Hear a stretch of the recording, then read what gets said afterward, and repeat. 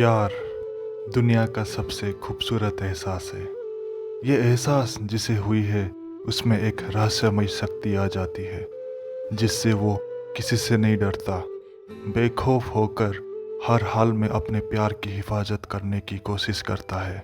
चाहे वो माँ और बच्चा का हो, अपने परिवार से, अपने देश या अपनी प्रेमी से हो। आज की कहानी एक ऐसी ही प्रेम कहानी है जो सदियों से अमर है उत्कल की भूमि से, जिसे मैं आज आपको सुनाने जा रहा हूँ। केदार गौरी की कहानी।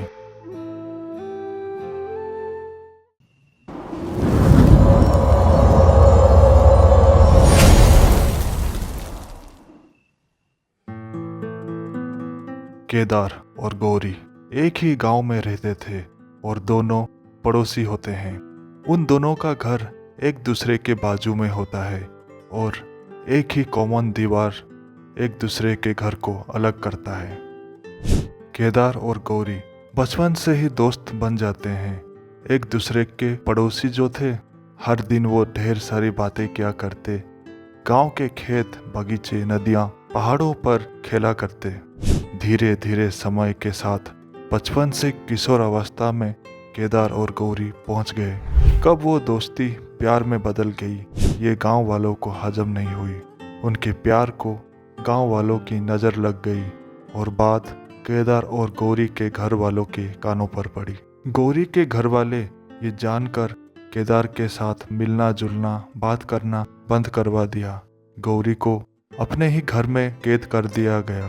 केदार से ना मिल पाने के दुख से गौरी के नैनों से अश्रु बहने लगी और केदार से मिलने की तड़प से उसे पुकारने लगी। उसकी आवाज़ केदार के कानों पर पड़ती, जो उसके कमरे की बाजू वाले दीवार पर थी। दो दिल एक जान। केदार गौरी एक ही दीवार का फासला था उन दोनों की दूरी में।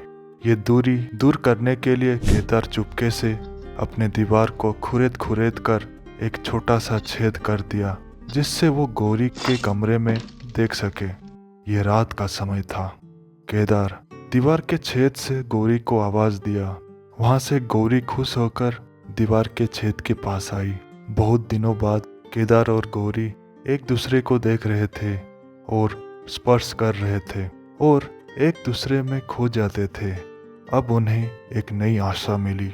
दिन में अलग रहते, दीवार की छेद को छिपा लिया करते तस्वीरों से, और रात को दीवार को वो तस्वीर हटा के एक दूसरे से बातें किया करते, दुनिया वालों के नज़र में छिपते हुए। पूरे गांव में केदार और गौरी की चर्चे हो रहे थे, जिससे गौरी के माँ बाप को अच्छा नहीं लगा। इसलिए गौरी का विवाह किसी दूसरे गांव के आदमी के साथ करवाने का फैसला किया। ये बात गौरी एक रात केदार को दीवार के छेद के रास्ते बताया और केदार के पांव तले जमीन खिसक गई। पूरा समाज उन्हें अलग करने की साजिश में लग गई।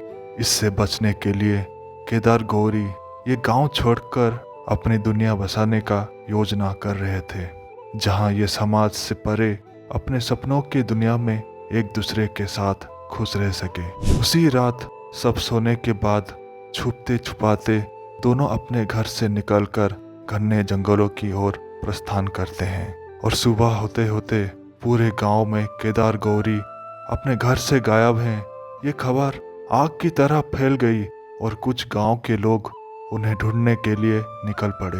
दूसरी ओर केदार गौरी अपने गांव से कहीं दूर नदियां पहाड़ पार कर जंगल की गहराई में पहुंच चुके थे। सूरज सर पर थी। गौरी चलते चलते थक चुकी थी। उसे भूख और प्यास बेहाल कर रही थी। उसने केदार से कहा, मैं और एक कदम आगे नहीं बढ़ सकती, मेरा गला प्यास से सूख रहा है और भूख भी लग रही है। केदार बोला, तुम यही पेड़ के नीचे आराम करो, मैं खाने और पानी का जुगाड़ करके लाता हूँ। और केदार गौरी को वही पेड़ के पास छोड़ दूर कहीं खाने की तलाश में चला गया।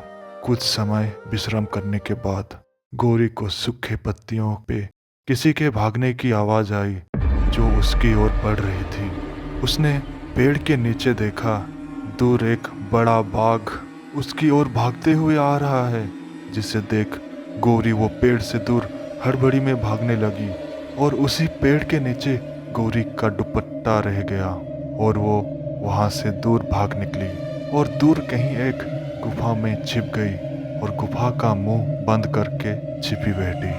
वो बाघ गौरी का शिकार नहीं कर पाया, पर एक दूसरा हिरन का शिकार कर अपने पेट भर लिया और वापस वही पेड़ के पास जाकर जहाँ गौरी का दुपट्टा था, उस दुपट्टे को बाघ अपने मुंह के नुकीले दांत नाखून से खेल खेल में फाड़ दिया और एक कपड़े का हिस्सा अपने साथ दूर ले गया।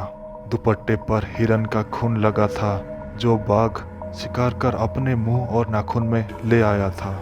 थोड़ी देर बाद केदार पानी और कुछ जंगली फल के साथ वही पेड़ के पास पहुंचा। उसने गौरी को आवाज दिया, गौरी, गौरी, कहाँ हो? पर कुछ आवाज ना आया। वो खून से रंगा दुपट्टा को देख वो सन्न खड़ा हो गया। उसके हाथों से वो फल और पानी जमीन पर बिखर गई। गौरी का दुपट्टा अपने हाथ में लेकर चारों ओर देखा। बाघ के पांव के निशान भरे पड़े हैं और हाथ में वो खून से रंगा दुपट्टा का हिस्सा पकड़ा था। वो वहाँ दुख से चीखने लगा। जान से प्यारी गौरी को बाघ ने शिकार बना लिया। ये सोचते हुए गंभीर दुख के दरिये में डूबने लगा। उसके जीवन जीने का एकलौता सहारा जिसने समाज छोड़ा, गौरी के साथ नई दुनिया बनाने के लिए सपने की आस में ये जंगल में आया था, वही जंगल उसके गौरी को छीन लिया। अब उसे भी ये दुनिया में जीने का एक भी कारण नजर नहीं आ रहा था। उसने अपने कमर से अपना खंजर निकाला और अपने सीने में खंजर को आलिंगन करते हुए मौत को स्वीकार किया। थोड़ी देर बाद गौरी गुफा से निकली और वो पेड़ के पास पहुंची। वहां केदार का आत्महत्या देखा और उसके हाथ में गौरी का दुपट्टा और सीने में खंजर देख गौरी की रोंगटे खड़े हो गए। ये क्या कर दिया केदार? मेरी जीने की वजह मुझसे छीन कहाँ चले गए? भगवान, तूने ये क्यों करवाया? केदार के सीने से वो खंजर निकालकर अपनी ओर खंजर रखा। केदार को आलिंगन करते हुए वो खंजर को भी आलिंगन किया और धीरे धीरे खंजर गौरी के सीने को चीरकर पीठ से निकल पड़ी और अंत में केदार और गौरी का मिलन ये दुनिया से परे स्वर्ग में मिलन हुई। थोड़ी देर बाद गांव वाले केदार और गौरी की लाश देख सबके आंखों में आंसू बरसने लगे।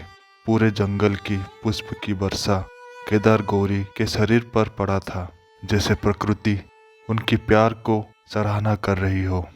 तब उत्कल के महाराज ललाट केसरी को सपना आता है कि केदार शिव और गौरी पार्वती जी का, और गांव वालों से उनकी कहानी सुनी।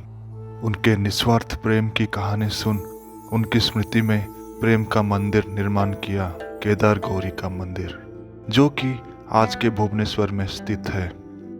वहाँ 2 कुंड है। माना जाता है कि जो सच्चे प्रेमी अपने प्रेम को विवाह में बदलना चाहते हैं, वो इस मंदिर में पूजा कर केदार गौरी के 2 कुंड में स्नान कर उसका पानी पिए तो उनके प्यार को सफलता मिलती है। आप ये मंदिर भुवनेश्वर रेलवे स्टेशन से 4.5 किलोमीटर दूर पर पा सकेंगे। दोस्तों, आपको आज की कहानी कैसी लगी कमेंट सेक्शन में ज़रूर बताएं और वीडियो अच्छी लगे तो लाइक और शेयर करें ताकि आपके प्रेम को सफलता मिले। अगर आपको ऐसे ही शानदार कहानियाँ सुननी है तो ये चैनल को सब्सक्राइब कर बेल आइकन ज़रूर दबाएं ताकि नई कहानियाँ आप तक जल्दी पहुंच पाए। अगर आप अपनी कहानी हमारे चैनल पर देखना चाहते हैं तो डिस्क्रिप्शन में दिए गए लिंक इंस्टा आईडी, स्क्रीन पे दिए गए जीमेल आईडी पर मेल कर सकते हैं। मिलते हैं अगले वीडियो में, तब तक अपने डर का सामना करें।